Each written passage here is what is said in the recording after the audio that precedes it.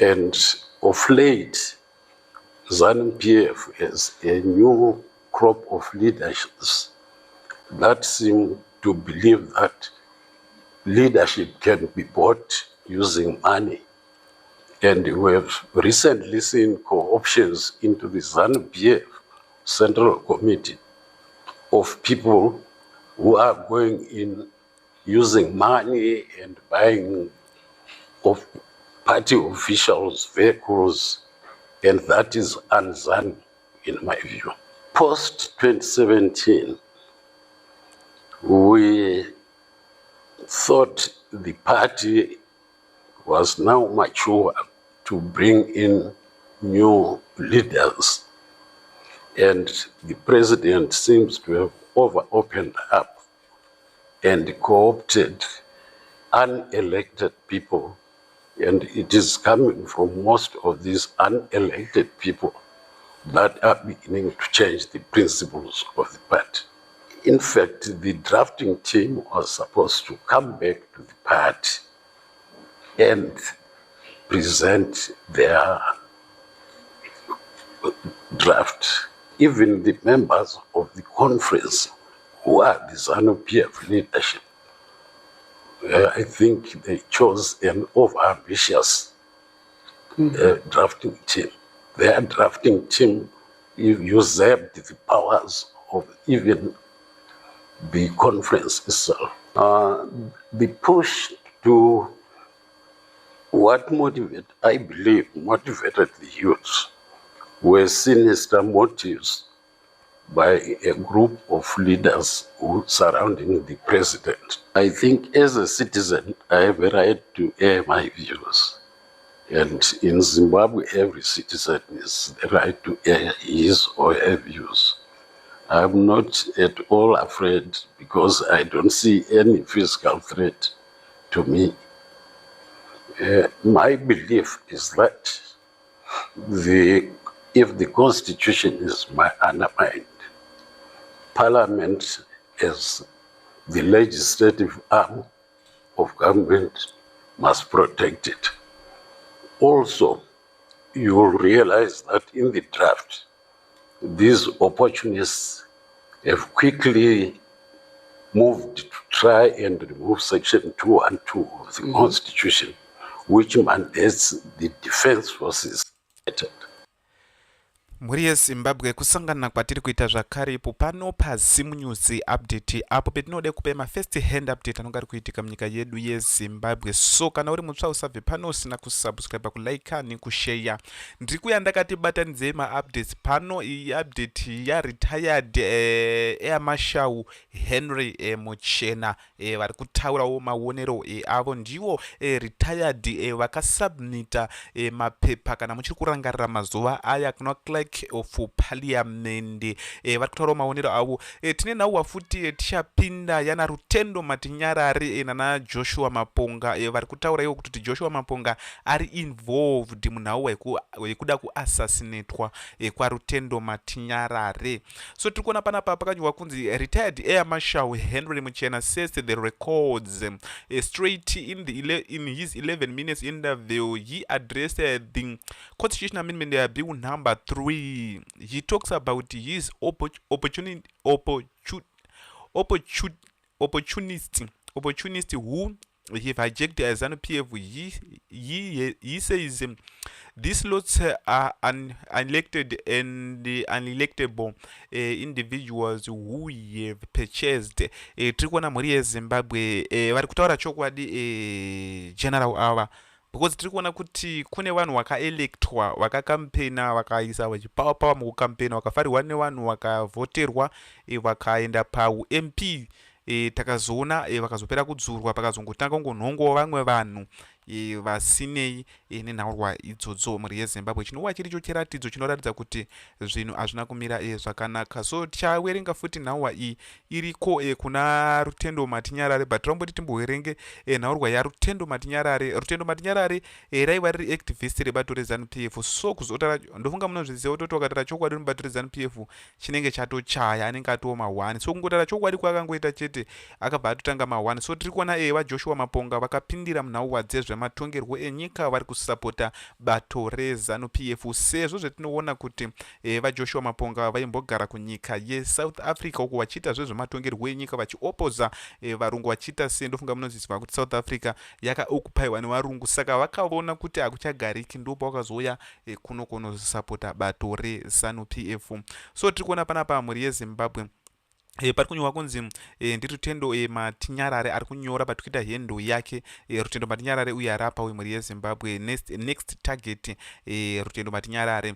So tiri kuona pana pakanyorwa kunzi it is alleged by Heleni that at the offices where Maponga works, a meeting discussing my assassination was held by his bosses because I refused to support Constitutional Amendment Bill number 3 and the term extension of President Emmerson Mnangagwa term. All of a sudden, this morning, Maponga wake up with so much to say about me now. He want to have a space with Hulu in my absence. I believe that we should discuss with Maponga whether he was in the meeting and if there is an assassination plot against me or not. Tiri kuona panapa vaMaponga vafuma vachinyora mutsara rimwe risikaite kuFacebook kwavo emhuri yeZimbabwe. Tichakwanisa kungoti chingokuudzai kuti zvinhu zvakamira sei. Rekezai timupinde mucomment section tione kuti vanhu vane miono ipi. Tichiona tiri kuenda futi kune nhauwa yebhazi rabatwa rine vanhu vasina mapepa vakati wandeye. So tiri kuona panapa mhuri yeZimbabwe, why plotted to kill you all of a sudden? You believe that liars, you smart. Zvinhu zvacho ungabelievewo mumwe nemunhu anonga achitongonyoro zvaanonga achinyorere, but bhifi raMaponga naRutendo Matinyarare riripo, vari kupindurana mhuri yeZimbabwe. Rutendo itombo nyararawo, unorwirei nani futi kikikiki imboita. You are not even a threat to anyone at all. Even if you were a threat, why would you be killed? Anachamisana nabiti vanotorira vari safe wani kasi wakubuda msaga Aslam. Tiri kuona panapa vazhinji vari kuti usavhunduke zvako, hapana kana nenhau itomboripo. So tiri kuona panapa, don't go down silently, you have the capacity to make enough unnecessary noise to gain international attention. Get tiri kuona panapa mhuri yeZimbabwe varinge vari kuopoza iye. I have a feeling yekuti munozivana mese. This is just a drama for following. Rutendo is the man of the moment. Anyone trying to discredit his work on removing sanction is acting from ayamadzibaba mhuri yeZimbabwe ndo wakatora kuti masanction akusisina, and for sure masanction akabviswa akusisina, but wakatotaura zvisa zvatombouya wanga watopedza nenhauwa dzacho kudhara mhuri yeZimbabwe. So ndo mamiriro akaita nhauwa idzi.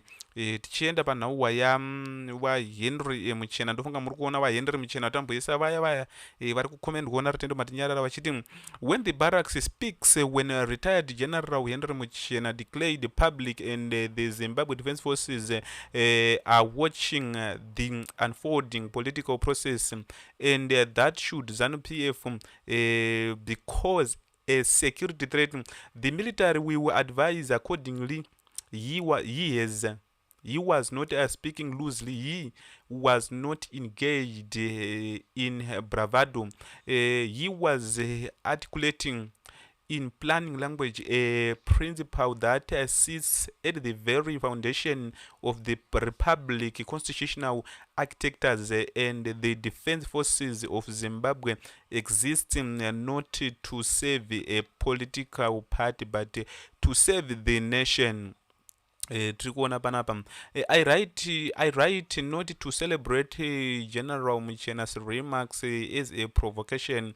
I write to context them because in Zimbabwe today that context is being deliberately obscured by those with the most to lose the clarity. The Zimbabwe Defense Forces does not belongs to ZANU-PF, it belongs to Zimbabwe. ndo zvatinombotara zvaizvo mhuri yezimbabwe tinogara takatara panapa kutoti mauto institution yavo yakutotonga sort of like institution yebato rezanu PF. So tira kuti tiende panapa mhuri yezimbabwe muone zviri kuitika kuboda. SA police investigate vari kuinvestigata panapa so SA police investigate 32 undocumented passengers on Rimbi bus. Tiri kuona ndo zvinhu zviri kuitika kuboda izvi mhuri yezimbabwe. Zvinhu hazvina kumira zvakanaka. So tiri kuona panapa pakanyorwa kunzi the South Africa Police Service SAPS has launched an investigation into how 32 people on a bus from Zimbabwe to Cape Town entered the country without a valid travel document. The probe follows that interception of a Rimbi Travels and toll bus by the Free State Department of Community Safety, Road and Transport on Friday 3 April 2026. Authorities said the bus was carrying 32 undocumented foreigners nationals in addition of 43 passengers who had been properly proceed at the Bedbridge border post port of entry in line with the regulation. Speaking on the newsroom Africa, Mike Misiapoto,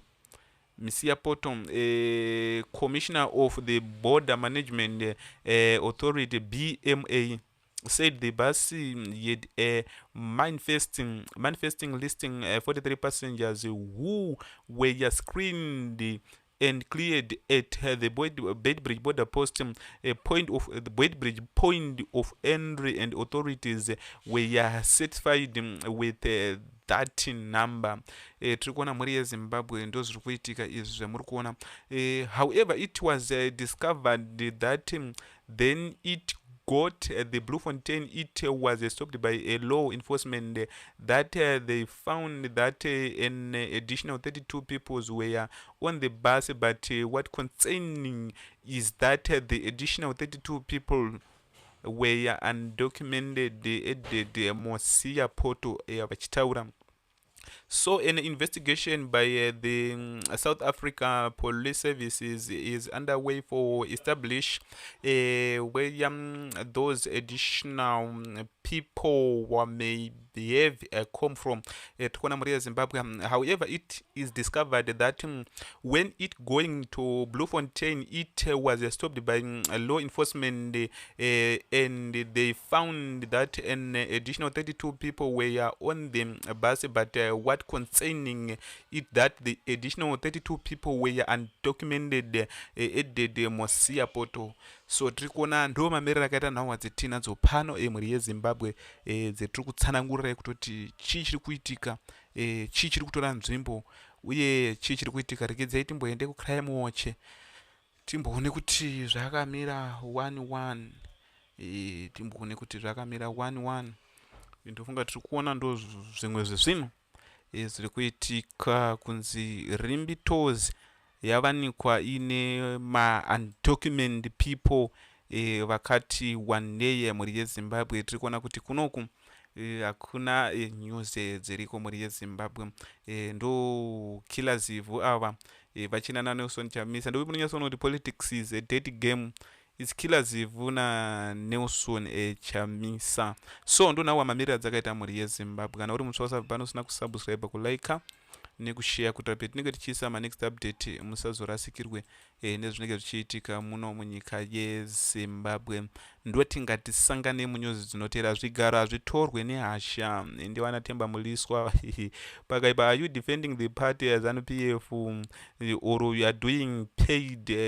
Temba Muliswa ngararonzi iwe uri kudefenda bato iri kana kuti uri kuitoti akubasa rako rekutoti watobhadharwa zvako utoripo pabasa chichi. Saka uri kuda kuti ani vashande vachidefenda nawo izvozvo. Tiri kuona Zambia pano tambozvesa Zambia has temporarily suspended the tax of fuel for 3 months from April to June 2026. The decision comes as a global fuel prices surge due to the ongoing conflict in the Middle East. The government expects this erodes pressure on consumers and businesses. Petrol cost $42 now is $56, so yakudzoka $42 payanga yagara ingori. So ngatisangane munews dzinotevera.